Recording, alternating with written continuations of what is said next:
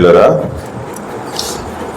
ఈ దినము 6వ దినము 40 దినాల ప్రార్థన పరిచర్యలో ఈ యొక్క 6వ దినమున మనము దేవుని యొక్క వాక్యాన్ని క్లుప్తంగా ధ్యానం చేసుకుని మనము సమయాన్ని ప్రార్థనలో గడుపుదాం. ఈ దినము మన యొక్క వాక్య భాగం ఏంటంటే గెత్సేమనే తోటలోని ప్రార్థన అనుభవాలు. ఈ దినం మన యొక్క అంశం ఏంటంటే గెత్సేమనే తోట అనుభవాలు లేదా గెత్సేమనే తోట ప్రార్థన అనుభవాలు అనేటువంటి విషయాన్ని మనము చూడబోతా ఉన్నాము. గెత్సేమనే అనే తోటకి ఇంకో పేరు ఏదన్నా ఉందా? గెత్సేమనే తోటకి ఇంకో పేరే ఉంది, ఒలీవల కొండ. గెత్సేమనే తోట. కాబట్టి మనము వాక్యాన్ని చూద్దాం. ఈ యొక్క గెత్సేమనే అనేటువంటి యొక్క కొండ గురించి, ఆ ప్రార్థనా కొండ గురించి, లేకపోతే ఒలీవల కొండ గురించి వాక్యంలో మనకి 2 వాక్య భాగాల్లో మనకి ఆ వాక్యం మనకు దొరుకుతుంది. మత్తయి సువార్త 26వ అధ్యాయంలో, మత్తయి సువార్త 26వ అధ్యాయము 36వ వచనం నుంచి 46వ వచనం వరకు ఉన్నటువంటి వాక్య భాగంలో మనకి గెత్సేమనే అనేటువంటి కొండ గురించినటువంటి అనుభవాలను మనము చూడగలుగుతాం. ఆ తర్వాత లూకా సువార్త 22వ అధ్యాయము 39 నుంచి 46 వచన భాగాల్లో ఉన్నటువంటి వచనాల్లో మనము ఒలీవల కొండ అనే పేరుతోటి మనం చూడగలుగుతాం. కాబట్టి మత్తయి సువార్తలో గెత్సేమనే తోట, గెత్సేమనే అనేటువంటి ప్రాంతమునకు చేరినప్పుడు గెత్సేమనే అనే మాటను మనం మత్తయి సువార్త 26వ అధ్యాయము 36వ వచనం నుంచి ఉన్నటువంటి వాక్య భాగాలను మనం చూస్తాం. ఆ తర్వాత ఒలీవల కొండ అనేటువంటి మాట లూకా సువార్త 22వ అధ్యాయము 39 నుంచి 46 వరకు ఉన్నటువంటి వచన భాగాల్లో మనం చూస్తాం. మరి మనం లూకా సువార్తలో నుంచి ఒకసారి ఆ మాటను మనం చూస్తే, అక్కడ 22వ అధ్యాయము 39వ వచనం నుంచి మనం చూస్తే అక్కడ ఏముందంటే, తరువాత ఆయన బయలుదేరి తన వాడుక చొప్పున ఒలీవల కొండకు వెళ్ళగా, తన యొక్క వాడుక ఒలీవల కొండకు వెళ్ళడం అనేటువంటిది గెత్సేమనే తోటలో ప్రభు ప్రార్థన చేయటం అనేటువంటిది ఏంటది? ప్రభుకి వాడుక. ప్రభు వారు కొండ మీద ప్రార్థన చేయటానికి వెళ్ళాడు అంటే అదే కొండ, ఒలీవల కొండ. కాబట్టి ప్రభు వారు ప్రార్థన చేసేటువంటి స్థలం పేరేం పేరు? ఒలీవల కొండ. గెత్సేమనే అనే తోట అనగానే మనకి మైండ్లోకి వచ్చేటువంటి ఆలోచనల్లా ప్రభువారు ఇంకా సిలువకి అప్పగింపబడక మునుపు ఆయన అక్కడ ప్రార్థన చేసుకుంటున్నాడని మనం అంటాం. కానీ వాక్యంలో మనం లూకా సువార్త ఆధారితంగా మనం చూస్తే అక్కడేముంది? ఆయన బయలుదేరి తన వాడుక చొప్పున ఒలీవల కొండకు వెళ్ళగా. వాడుక అనే మాట మనం ఇక్కడ గమనించాలి.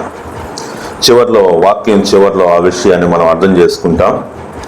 మొదటి విషయం ఏంటంటే, గెత్సేమనే అనేటువంటిది చింతాక్రాంతుడగుటకు మొదలుపెట్టినటువంటి స్థలము, లేదా ఆయన ప్రార్థనలో సమయం గడుపుతూ చింతాక్రాంతుడయ్యేటువంటి మరి చింతాక్రాంతుడు అవ్వటం అంటే ఏంటంటే ప్రభుతోటి మాట్లాడేటువంటి అనుభవంలోనికి ప్రభువారు ఉండినటువంటి స్థలం అన్నమాట. చిన్న ప్రార్థన చేద్దాం. ప్రేమ కలిగిన తండ్రి, కృప కలిగిన దేవ, నమ్మకమైన ప్రభువా యేసయ్య, పాదాల వందనాలు. వాక్యాన్ని ధ్యానం చేస్తూ ఉండగా మీ కృప చొప్పున మీరే నడిపించమని కోరుతూ ఉన్నాను. నేను ఏమాత్రం జ్ఞానం లేని వాడిని, అయితే మీరిచ్చినటువంటి జ్ఞానంతో ఈ మట్టి కుండలో నాయన యేసయ్య మీ యొక్క ఆత్మీయమైనటువంటి విషయాలను దాచినప్పుడే మాత్రమే ఆ కుండకు విలువ. కాబట్టి నీ యొక్క మాటలను నా హృదయంలో ఉంచమని కోరుతున్నాను. ఆత్మ నడిపింపును అనుగ్రహించమని కోరుతున్నాను. సమస్త మహిమ గంతప్పుడు వానికి ఆరోపిస్తూ యేసు నామములో ప్రార్థిస్తున్నాను తండ్రి, ఆమేన్. ప్రియులారా, ఇదిన మనము గెత్సేమనే అనుభవంలో నుంచి 4 విషయాలు చూడబోతున్నాం. గెత్సేమనే తోట అనుభవంలో మనం 4 విషయాలను ఈరోజు మనం గమనించబోతూ ఉన్నాం. మొదటి విషయం ఏంటంటే చింతాక్రాంతుడగుటకు మొదలుపెట్టినటువంటి స్థలముగా మనం చూస్తా ఉన్నాం. మత్తయి సువార్తలో మనం గమనిద్దాం ఆ వాక్యాన్ని. మత్తయి సువార్త 26వ అధ్యాయము 37, 38 వచనాల్లో చూస్తే, పేతురు జబదయి ఇద్దరు కుమారులను వెంటబెట్టుకుని పోయి దుఃఖపడుటకును చింతాక్రాంతుడగుటకును మొదలుపెట్టను. కాబట్టి ప్రభు వారు అక్కడ దుఃఖపడుతూ చింతాక్రాంతుడయ్యేటువంటి పరిస్థితిని చూస్తా ఉన్నాం. ప్రియులరా, మరి ఈ స్థలంలో ఏం జరుగుతుంది అంటే, ఏ స్థలంలో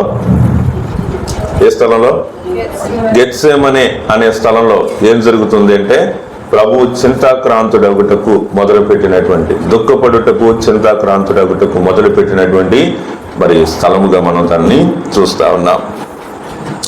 సిలువకు ముందు ప్రభు పొందినటువంటి పెనుగులాట, ప్రార్థనలో ప్రభు పొందినటువంటి పెనుగులాటను మనం ఇక్కడ చూస్తాం. అయ్యా, నా చిత్తం కాదు నీ చిత్తమే, ఈ గిన్నె నా దగ్గర నుంచి మీరు తొలగించండి, అయినా నా చిత్తం కాదని ప్రభువు దేవునితోటి పెనుగులాడుతున్నటువంటి విషయం అన్నమాట. ఇక్కడ నేను ఒక ప్రశ్న వేయాలని ఆశపడతా ఉన్నా. ఏంటంటే ఆ ప్రశ్న, క్రీస్తు వలె మీరు కూడా ప్రార్థనలో పెనుగులాడేటువంటి స్థితి మీకు ఉందా? యాకోబు కూడా దేవునితోటి పెనుగులాడాడు, రాత్రంతా పెనుగులాడాడు. దేవునితోటి పెనుగులాడటం వలన యాకోబు ఏం చేయబడ్డాడు? ఇశ్రాయేలుగా పేరు మార్చబడింది. తర్వాత ఆశీర్వదించబడ్డాడు. ఏమయ్యాడు? నీ పేరేం పేరు అని అడిగి దేవుడు ఆ రోజు, అయ్యా నువ్వెవరో నాకు చెప్పు అంటే, నేను ఎవరైనా అడుగుతున్నావా? నీ పేరేం పేరు? యాకోబా? కాదు, నీ పేరు ఇక నుంచి ఇశ్రాయేలే, నువ్వు ఆశీర్వదించబడినటువంటి వాడవని పేరుతోటి దేవుడు ఆశీర్వదించాడు. కాబట్టి పెనుగులాట అనేటువంటిది ఏం చేస్తుందంటే, పెనుగులాట అనేటువంటిది ఏం చేయాలి? శక్తిని మీకు దయచేయాలి. కాబట్టి క్రీస్తు ప్రభు వారు సిలువను సహించటానికి ముందు, సిలువను భరించటానికి ముందు ఆయన ప్రార్థనలో పెనుగులాడాడు. 40 దినాలు మనం ప్రార్థనలో పెనుగులాడటానికి ఇక్కడ చేరి ఉన్నాం. 40 దినాలు మనం ప్రార్థన చేయటానికి మనం ఇక్కడ చేరి వచ్చి ఉన్నాం అన్నమాట. కాబట్టి మీరు ప్రార్థనలో పెనుగులాడటానికి 40 దినాలు ఇక్కడికి వచ్చారా? లేకపోతే ప్రతి సంవత్సరం ఈ యొక్క 40 దినాల క్రీస్తు శ్రమల ధ్యానాలు అనేటువంటి మాట కోసం, అది ఏదో ఆ 40 దినాలట ప్రార్థనలో గడపడం అనేటువంటి ఒక ఆచరణ అనేటువంటి దానికోసం వచ్చారా? కాబట్టి దాన్ని మీరు ఆలోచించుకోండి. యూట్యూబ్లో ఒక అబ్బాయి ఒక కామెంట్ పెట్టాడు. ఏం కామెంట్ అంటే, మీకు నచ్చినట్టు మీరు లెంట్ డేస్ అనేది మీకు నచ్చినట్టుగా మీరు చేసుకోకూడదు, దానికి ఒక భస్మ బుధవారం అని ఒకటి ఉంటుంది, అప్పు నుంచే స్టార్ట్ చేయాలి, అటు చేయకపోతే మీరు పరలోకం పోరని పెట్టాడు. అతనికి నేనేం రిప్లై ఇచ్చానంటే, మాకు ఆచారాలు ఏమీ లేవు, మేము కేవలం ఉపవాస ప్రార్థన చేస్తున్నాం. మీకు ఏదన్నా ఉపవాస ప్రార్థనకు సంబంధించి ఏదన్నా ప్రార్థన అవసరం ఉంటే చెప్పండి. శరీరాన్ని కాదు, హృదయాన్ని నల్లగొట్టుకోవడం కోసమే 40 దినాల ప్రార్థన పరిచర్య. కాబట్టి ఉపవాసం అనేది కేవలం భోజనాన్ని తినకుండా, అన్నం తినకుండా కొన్నాళ్ళు దూరంగా పెట్టుకోవటం కోసం కాదు, కానీ హృదయపూర్వకంగా, హృదయం పగిలే అంతగా మనం దేవుని సన్నిధిలో ప్రార్థనలో గడపడానికి అని నేర్చుకుంటా ఉన్నాం. మొదటి విషయం, గెత్సేమనే అనేటువంటి స్థలం దేనికి సాదృశ్యంగా ఉంది? చింతాక్రాంతుడగుటకు, ప్రార్థనలో సమయాన్ని గడుపుటకు మనకి మరి అర్థవంతమైనటువంటి పరిస్థితిని తెలియజేస్తా ఉంది. తర్వాత గెత్సేమనే అనేటువంటి అనుభవం, రెండవ అనుభవం ఏంటంటే, మనల్ని మనం పూర్తిగా ప్రభువుకి అప్పగించుకోవటానికి తగినటువంటి సమయం అన్నమాట. మనల్ని మనం పూర్తిగా ప్రభువుకి మనల్ని అప్పగించుకోవటానికి వీలైనటువంటి సమయం, లేదా గెత్సేమనే అనేటువంటిది ప్రభువుకి మనల్ని మనం అప్పగించుకోవటానికి వీలైనటువంటి స్థలం అన్నమాట. అర్థమవుతుందమ్మా? గెత్సేమనే ఏంటి? గెత్సేమనే అనేటువంటి స్థలం దేనికి సాదృశ్యంగా ఉంది? మనల్ని మనం ప్రభువుకి పూర్తిగా అప్పగించుకోవటానికి అన్నమాట. లూకాసు వార్త 22లో చూడండి. లూకాసు వార్త 22:42 చూస్తే, తండ్రి ఈ గిన్నె నా యొద్ద నుండి తొలగించుటకు నీ చిత్తమైతే తొలగించుము, ఆయనను నా ఇష్టము కాదు నీ చిత్తమే సిద్ధించును గాక అని ప్రార్థించాను. కాబట్టి ప్రభు వారు ఏమని ప్రార్థిస్తున్నారు? నా చిత్తం కాదు నీ చిత్తం అంటున్నారు. ఇక్కడికి మనం చేరి వచ్చి ప్రార్థనలో సమయం గడుపుతా ఉన్నాం. సమయం గడుపుతా ఏం ప్రార్థన చేస్తున్నాం? నా చిత్తం అంటున్నావా, నీ చిత్తం అంటున్నావా ప్రభుని? ఏమండి? అయ్యా నా కుటుంబాన్ని బాగు చేయి, నా కుటుంబాన్ని బాగు చేయి అని అడగటం నా చిత్తమా, తండ్రి దేవుని చిత్తమా? బాగు చేయాల్సింది దేవుడే. బాగు చేయాల్సింది ఎవరు చెప్పండి? దేవుడే. కాబట్టి అది దేవుని యొక్క చిత్తమే. బాగు చేయబడవలసినటువంటి వాడు ఎక్కడికి రావాలంటే దేవుడి దగ్గరికే రావాలా, దేవుడి దగ్గరికి రావాలా. కాబట్టి ప్రియులారా, మనం ఇక్కడ చూస్తున్నటువంటి విషయంలో మనల్ని మనం పూర్తిగా ప్రభువుకి సమర్పించుకోవటానికి గెత్సేమనే అనేటువంటి స్థలంగా మనం చూస్తా ఉన్నాం. ఎందుకు గెత్సేమనే అంటే మనల్ని మనం పూర్తిగా ప్రభువుకి సమర్పించుకోవటానికి అని గుర్తుపెట్టుకోవాలా. తర్వాత మనం చూసినప్పుడు మీ సొంత ఆశలు తీర్చుకోవటానికి ఉపవాసం చేస్తున్నారా మీరు? ఏమా 40 దినాలు మీరు ప్రార్థనలో కూర్చుంది ఎందుకు? మీ సొంత ఆశలు తీర్చుకోవటానికా? లేదా మిమ్మల్ని మీరు పూర్తిగా దేవునికి మరి లోపరుచుకోవటానికా? ప్రభువా నేను పూర్తిగా నీకు లొంగిపోతున్నా, నీ ఎదుట నేను లొంగిపోతున్నా. All to Jesus I surrender, all to thee my Savior. So surrendering to God, దేవునికి మనం అప్పగించుకోవటం అనేటువంటిది ప్రాముఖ్యమైనటువంటి విషయం. ప్రభువా సాధ్యమైతే ఈ గిన్నె నా దగ్గర నుంచి తొలగించు, అయినా నా చిత్తం కాదు నీ చిత్తమే, నీ చిత్తమే. కాబట్టి ఆయన చిత్తాన్ని మన యొక్క జీవితంలోనికి మనము ఆహ్వానించుకోవాలి. ఉపవాస ప్రార్థన ఏదైనా మీ సొంత కోరికలు తీర్చుకోవటం కోసం కాదు, కానీ ఆయనలో మనల్ని మనము మరి పోల్చుకోవటానికి. ఆయన ఏ విధంగా అయితే నా చిత్తం కాదు నీ చిత్తమే అన్నాడో ఆ విధంగా మనం కూడా ఏం చేయాలంటే, ప్రభువా నా ఎదురుగా ఉన్న పరిస్థితులు ఇవి, ఎదురుగా ఉన్న నా యొక్క కోరికలు, నా ఉద్దేశాలు ఇవి, ఇవద్దు. ఏం చేస్తావు? నీ చిత్తం ఏమై ఉంది, నా కుటుంబ జీవితంలో నీ చిత్తం ఏమై ఉంది, నా యొక్క ఆత్మీయ జీవితంలో నీ చిత్తం ఏమై ఉంది, నా పరిస్థితులన్నింటిలో నీ చిత్తం ఏమై ఉంది అని మనము ప్రభు చిత్తానికి మనల్ని మనం ఏం చేయాలా? అప్పగించుకోవాలి. అలా అప్పగించుకోవటానికి, మనల్ని మనం అప్పగించుకోవటానికి ఏంటో చెప్పండి? గెత్సేమనే అనేటువంటి స్థలంగా మనము చూస్తా ఉన్నాం. మూడవ విషయాన్ని చూద్దాము. గెత్సేమనే అనేటువంటి స్థలము యొక్క విషయాలు మనం చూస్తా ఉన్నాం. మరి గెత్సేమనే అనేటువంటిది ఎవరి కోసం అంటే, ప్రార్థనలో సమయం గడిపేటువంటి వాళ్ళ కోసం. ఏంటి చెప్పండి? గెత్సేమనే. మరి 26:41 చూద్దాం. మత్తయి సువార్త 26వ అధ్యాయము 41వ భాగం చూస్తే, మీరు శోధనలో ప్రవేశింపకుండానట్లు మెలకువగా ఉండి ప్రార్థన చేయుడి. గెత్సేమనే తోట ఎందుకంటే శోధనలో ప్రవేశింపకుండానట్లుగా మెలకువగా ఉండి ప్రార్థన చేయడానికి. మెలకువగా ఉండి ప్రార్థన చేయడానికి మనకేంటి చెప్పండి?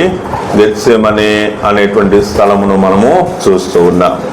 కాబట్టి శోధనలో ప్రవేశింపకుండానట్లు ప్రార్థనలో ఉండాలి. కాబట్టి ఇక్కడ శిష్యులు ఏం చేస్తున్నారు? అక్కడ ప్రభు వారు ఏం చెప్పాడు?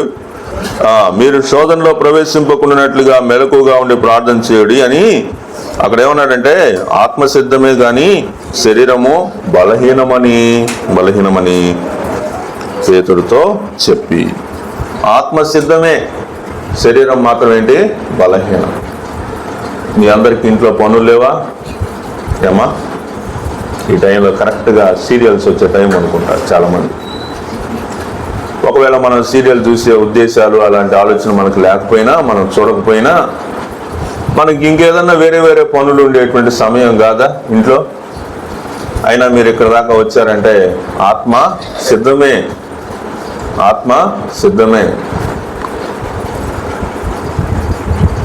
శరీరం బలహీనం కదా.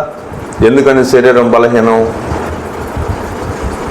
ఎందుకంటే లేటుగా వచ్చాం కాబట్టి. ఎందుకని బలహీనం చెప్పండి? లేటుగా వస్తున్నాం కాబట్టి.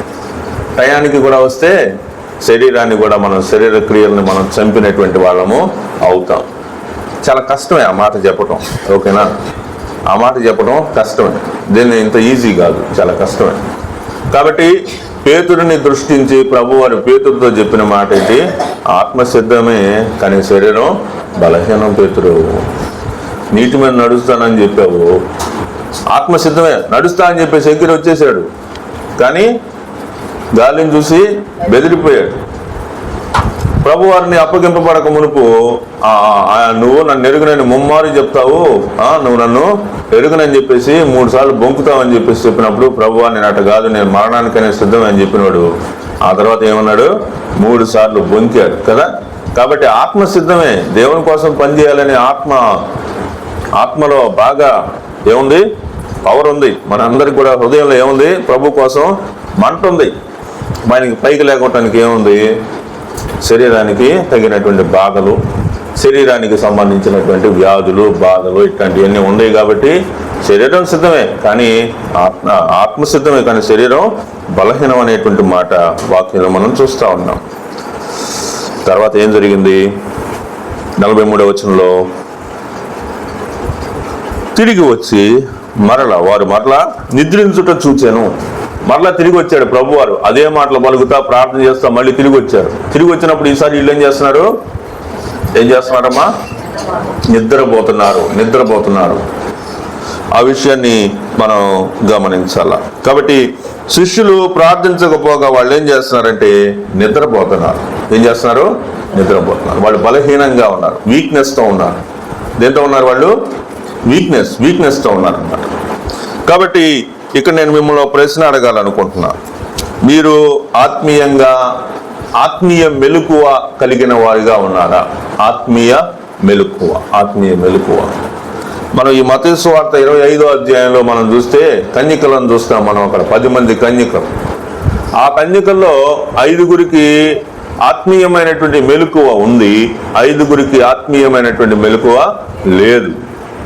అదిగో పెండ్లి కుమారుడు రావటం లేట్ అయింది అని తెలియగానే వీళ్ళందరూ ఏం చేస్తున్నారు?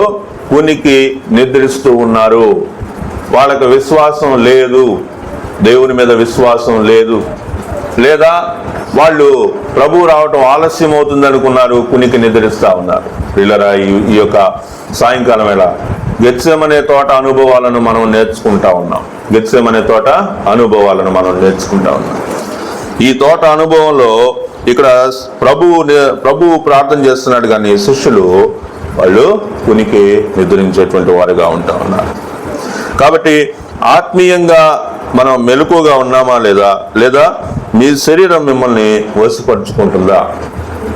మనం ఆత్మీయంగా బలవంతుడిగా లేకపోతే శరీరానికి దాసులం అయిపోతాం అన్నమాట.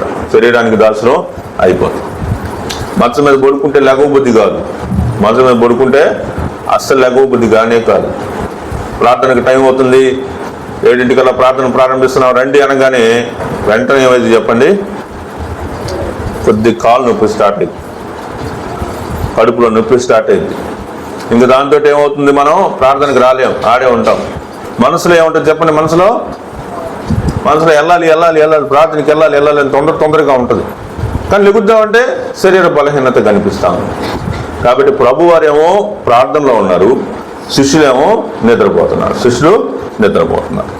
కాబట్టి ఇక్కడ మనం ఛాలెంజ్గా తీసుకోవాల్సినటువంటి విషయాలు ఏంటంటే, ఉపవాసం ఏం చేస్తుందంటే ఆత్మీయ దాడుల నుంచి తప్పించడానికి, లేదా ఆత్మీయంగా మనకి ఎలాంటి మన మీద ఆత్మీయ యుద్ధాలు కానీ లేకపోతే ఆత్మీయంగా మన మీద దాడి జరుగుతుంది అని అనుకున్నప్పుడు వాటిలో నుంచి మనం విడుదల పొందడానికి ఉపవాస ప్రార్థన సహకరిస్తుంది అన్నమాట. కాబట్టి అందుకని ప్రభువారు దగ్గరికి శిష్యులు వచ్చారు. ఒకసారి వస్తే ఒక ఆయన వచ్చి, అయ్యా ఈ యొక్క దెయ్యాన్ని వీళ్ళు వెళ్ళగొట్టలేకపోయారు, మీ శిష్యుల వల్ల కాలేదు అని చెప్పేసానంటే ప్రభువారు ఏమన్నాడు వాళ్ళని చూసి? ఆ శిష్యులు ఏమన్నాడు వాళ్ళని చూసి? అల్ప విశ్వాసులారా, మీతోటి నేను ఎంతకాలం ఉంటాను అని చెప్పేసి ఆ మాటని ఏమన్నాడంటే వాడిని నా దగ్గర తీసుకురండి అని చెప్పేసి తీసుకొస్తే స్వస్థపరిచాడు ప్రభువారు.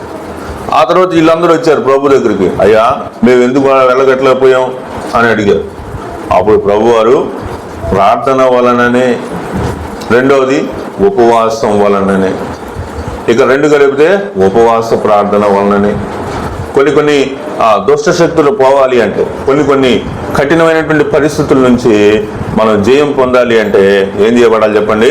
ఉపవాస ప్రార్థన అనేటువంటిది, ప్రార్థనలో సమయం గడపడం అనేటువంటిది చాలా ముఖ్యమైనటువంటి విషయం అన్నమాట. కాబట్టి నువ్వు ఎప్పుడైతే ప్రార్థన చేస్తానని అనుకుంటావో అపవాది నిన్ను ప్రార్థన చేయనీయుడు. ఎప్పుడైతే నువ్వు తూతు మంత్రంగా కాకుండా హృదయపూర్వకంగా నేను ప్రార్థన చేయాలని నువ్వు అనుకుంటావో వెంటనే అపవాది ఏం చేస్తాడంటే నీకు కొన్ని అడ్డంకులు పెడతాడు. ఈ అడ్డంకుల నుంచి నువ్వు బయటపడాలి అంటే నీకేముండాలి? ఉపవాస ప్రార్థన ఉండాలి. ఉపవాస ప్రార్థన ఉండాలి. ఆ విషయాన్ని మనం గమనించాలి. చివరి విషయం, 4వ విషయం, గెత్సేమనే అనేటువంటి అనుభవం బలపరచబడటానికి, బలం పొందటానికి ఒక స్థలం. మనకి ఏ స్థలం చెప్పండి? బలం పొందటానికి ఒక స్థలంగా మనం చూస్తా ఉన్నాం. లూకాసు సువార్త 22:43 చూడండి.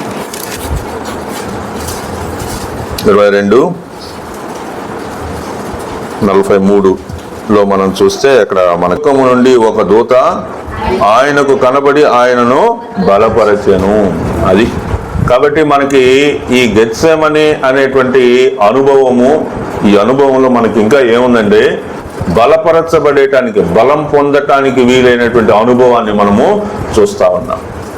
ఇప్పుడు చెప్పండి, గెత్సేమనే అనుభవంలో మనకి ఏమేమి కనిపిస్తా ఉన్నాయి అనేటువంటి విషయాన్ని మనం చూస్తా ఉన్నాం. ఒక దూత ఆయన కనపడి ఆయనను బలపరిచినట్టుగా చూస్తా ఉన్నాం.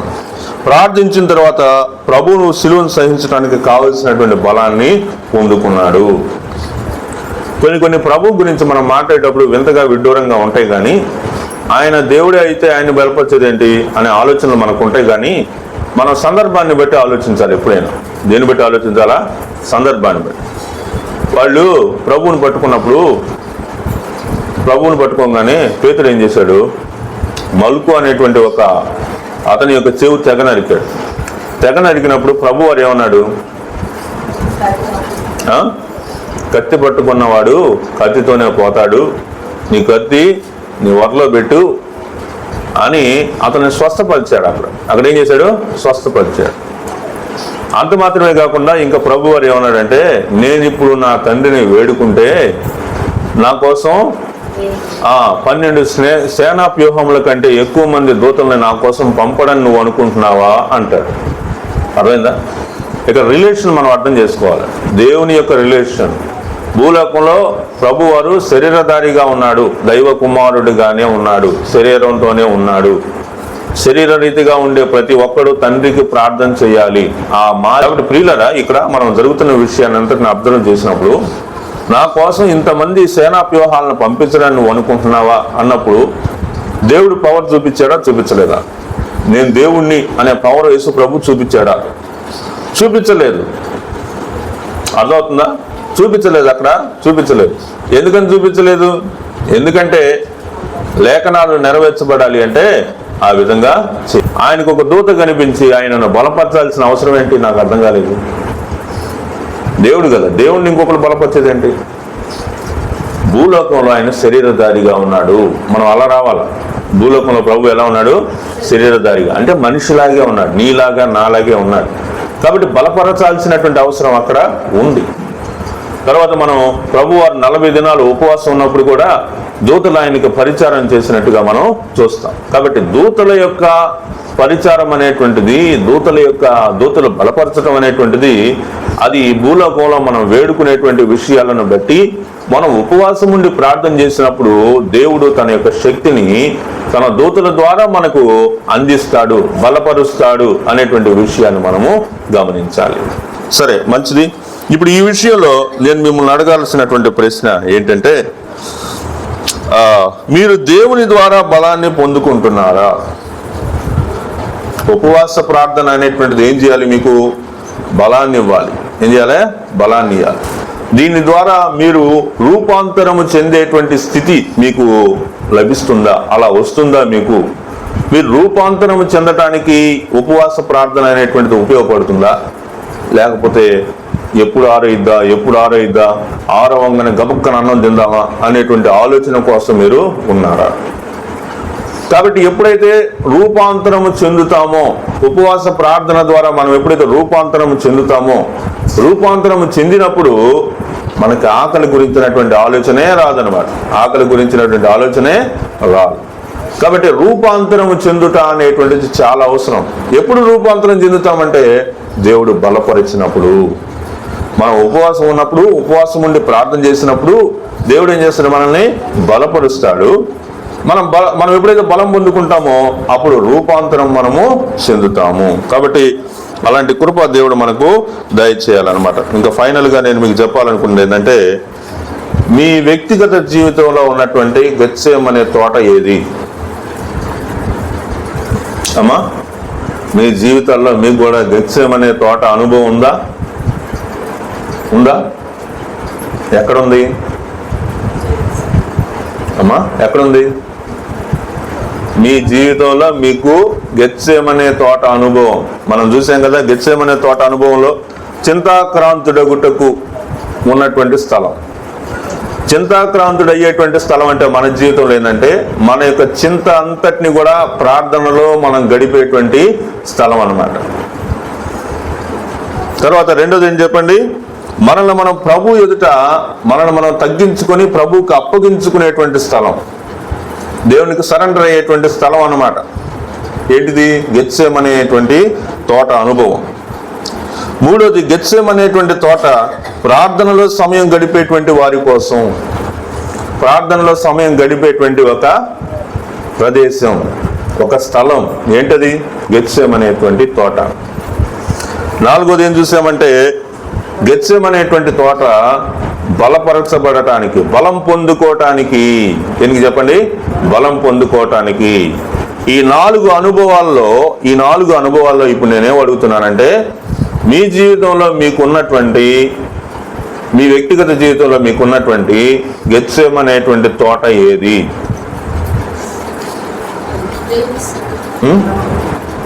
ఏంటి ఇదమ్మా?